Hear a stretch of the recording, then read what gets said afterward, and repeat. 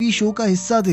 ये शो दरअसल उसके ही पिता का बनाया हुआ है। इस शो को जो भी जीतेगा उसे $1,00,000 का इनाम मिलने वाला था। साथ ही उसका कहना था कि वो खुद अपनी मर्जी से इस शो पर आया है। और तभी उसने पास ही में खड़े एक लड़के की तरफ इशारा करते हुए बताया कि यही वो इंसान है जिसे हम ढूंढ रहे हैं, यही ओनियन है। ये सुनते ही सभी लोग तुरंत उसकी तरफ भागने लग गए, लेकिन केटो और किशिमोटो वहीं पर खड़े रहे। उधर उन लोगों ने ओनियन को घेर लिया, लेकिन वो लड़का शुरुआत में मासूम होने का नाटक करने लगा, लेकिन फिर उसने अगले ही सेकंड उन पर थूक कर हमला कर दिया, जिसके बाद वो लोग उसके पीछे भागने लग गए। उधर के और उसके साथियों को ये समझ नहीं आ रहा था कि आखिर वो सभी लोग वहाँ पर अकेले क्यों थे और सभी रास्ते गोल गोल क्यों घूम रहे थे। तभी अचानक से वो ग्रुप उनके पास से गुजरा और इस बार केटो और किशिमोटो भी एलियन के पीछे भागने लग गए और काफी मेहनत के बाद उन लोगों ने उसे एक गैराज में घेर लिया, जिसके बाद हिरोशी ने अपनी बंदूक से उस पर गोली चला दी, जिसके चलते ओनियन का एक हाथ उड़ गया।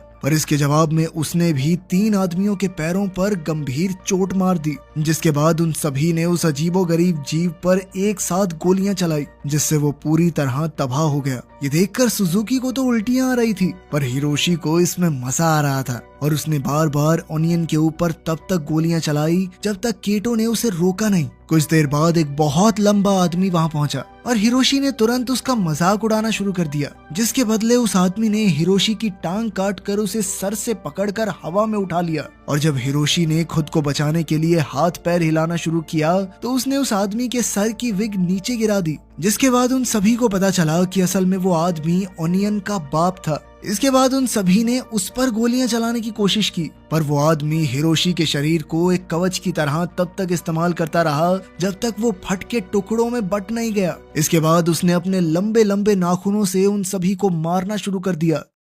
उधर रोड पर घूम रहे के को जब ये आवाजें सुनाई दी तो वो तुरंत ही उस तरफ को भागा और अब उसने देखा कि वो जीव उसके दोस्त को मारने के लिए आगे बढ़ रहा था। पर तभी किशिमोटो ने वहां पहुंचकर उस एलियन पर हमला कर दिया और अब किशिमोटो के सूट में नीली लाइट जल रही थी, जिसका मतलब था कि अब वो सूट उसे खास शक्तियां दे रहा था। ये देखकर के बहुत ज्यादा हैरान था और वो जाकर एक वैन के पीछे छुप गया। तभी उस ताकतवर जीव ने केटो और किशिमोटो को एक साथ उठाकर हवा में फेंक दिया, पर अपने सूट की वजह से किशिमोटो को बिल्कुल भी चोट नहीं आई और इसीलिए अब के ने भी अपना सूट पहनने का फैसला किया। पर बदकिस्मती से उसके सूटकेस में उसका सूट था ही नहीं और इसीलिए उसने एलियन पर हमला करने के लिए अपने सूटकेस का इस्तेमाल करने का फैसला किया, जिससे कुछ खास फायदा हुआ नहीं। पर जैसे ही वो एलियन के पर हमला करने के लिए बढ़ा तो निशी वहां पहुंच गया और उसने एलियन को रस्सी से बांध दिया, जिसके बाद उसने के को बताया कि अपने सूटकेस का नए तरीके से इस्तेमाल करने के लिए उसे एक्स्ट्रा पॉइंट्स जरूर